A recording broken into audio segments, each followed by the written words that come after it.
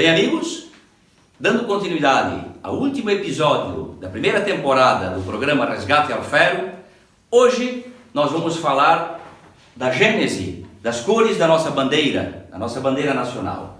Bem, muitas pessoas pensam que a bandeira nacional tem a cor verde e amarelo, sobretudo depois da proclamação da República. Entretanto, não.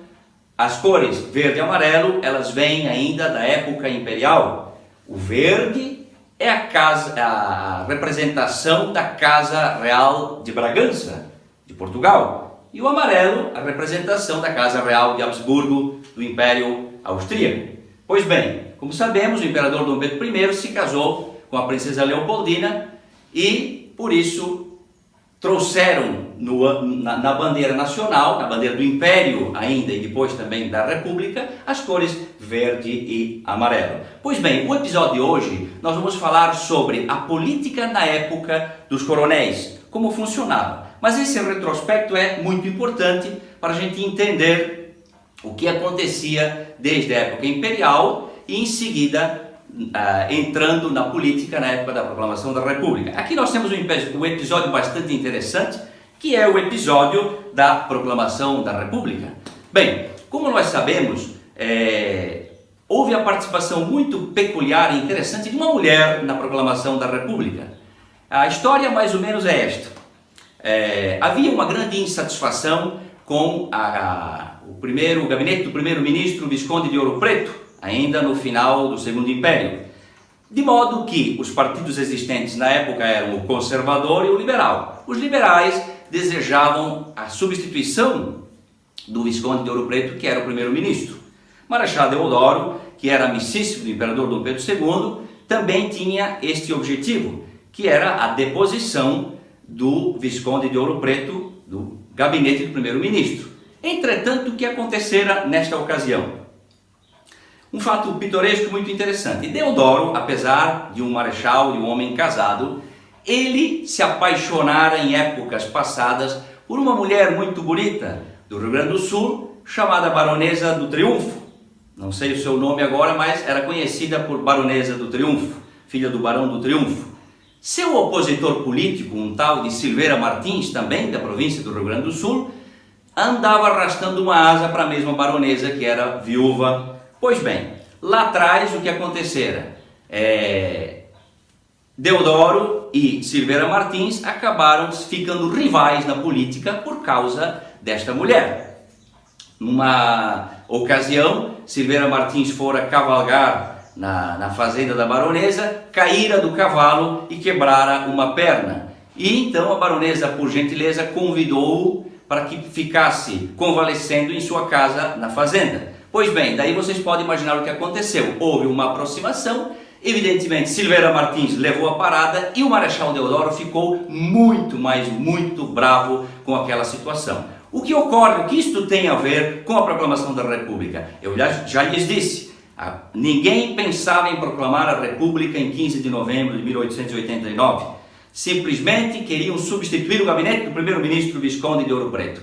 Entretanto, o Marechal Deodoro, que estava febril na cama, sabia que o gabinete do primeiro-ministro deveria ser trocado, substituído. Os opositores e oportunistas interessados na proclamação da República foram fofocar no ouvido de Deodoro que quem assumiria o gabinete vago do primeiro-ministro, deposto do Visconde de Ouro Preto, seria Silveira Martins, justamente o rival, o seu rival na época da Baronesa do Triunfo. Então o que aconteceu? Dizem que o Marechal Deodoro, quando ouviu esse nome, Silveira Martins, levantou-se da cama, mesmo com febre, e disse, esse não! E aí foi para a praça, como nós sabemos, no Rio de Janeiro, reuniu as tropas do exército e assim fora proclamada a República no 15 de novembro de 1889. Então a República praticamente foi proclamada por ação de uma mulher, a Baronesa do Triunfo. Depois da proclamação da República, então, nós temos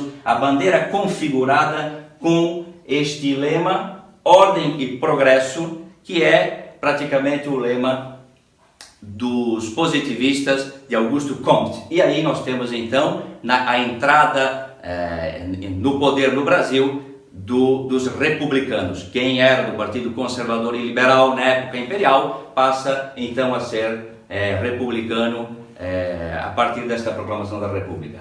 Pois bem, nós temos então essa história muito interessante. O que isto tem a ver com Nova Trento? Fora criada também em 1831 a Guarda Nacional em todo o território do Império. Por que fora criada a Guarda Nacional? Em 1831, o imperador Dom Pedro II era apenas uma criança de 6 anos. Pedro I havia partido para Portugal. É evidente que o país precisava de uma certa segurança ao longo de todo o seu território.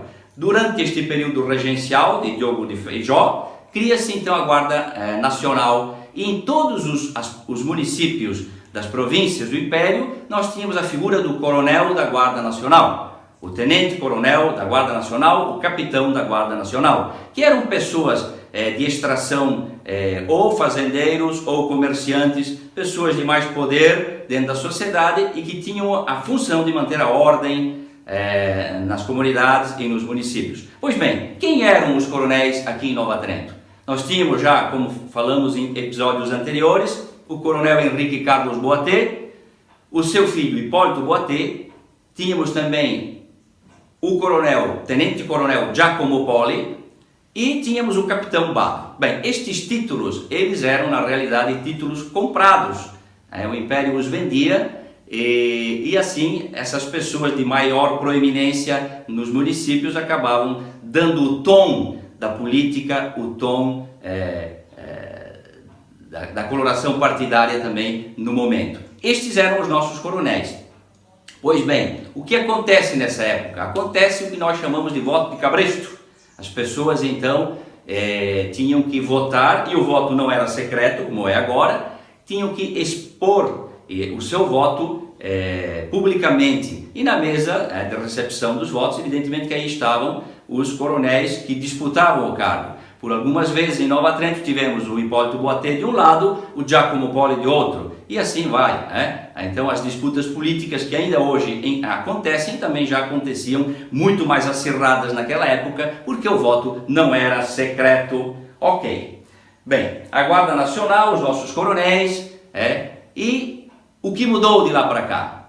Em 1930 nós temos então a Revolução de 30, da qual falamos também. Aí é um marco onde a velha república cessa e Getúlio Vargas então sobe ao poder. Com a ascensão de Vargas ao poder, o poder dos coronéis ele vai diminuindo, porque o Brasil nesta época da Primeira República ficou muito fragmentado em virtude do poder sair do centro do Império e se alojar nos cantões de todo o Império e de toda a República posteriormente, porque o poder fora parar na mão dos coronéis.